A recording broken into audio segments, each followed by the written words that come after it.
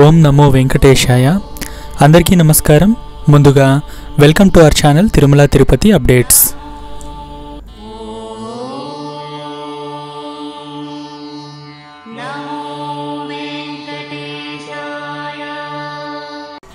ఈరోజు జూన్ 2, 2024 ఆదివారం.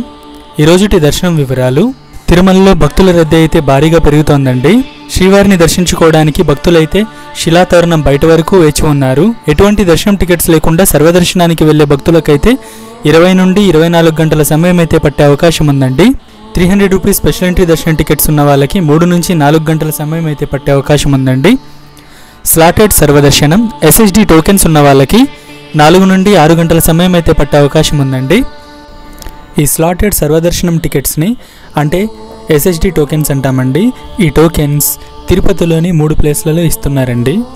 ఆ ప్లేసెస్ ఏవంటే బస్టాండ్కి ఆపోజిట్లో ఉన్న శ్రీనివాసంలోను, రైల్వే స్టేషన్కి ఆపోజిట్లో ఉన్న విష్ణు నివాసంలోను, రైల్వే స్టేషన్కి బ్యాక్ సైడ్లో ఉన్న గోవిందరాజ స్వామి సత్రాల్లోనూ ఇస్తున్నారండి.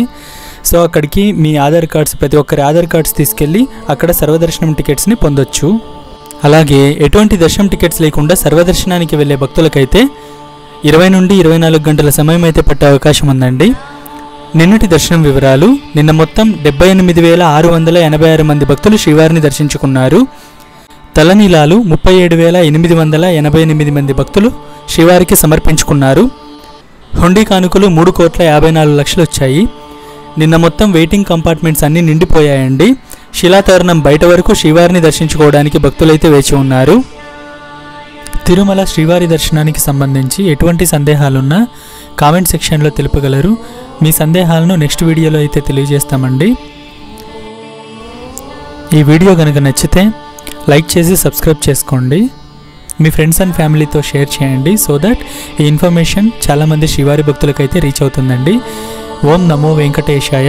సర్వేజన సుఖినో భవంతు.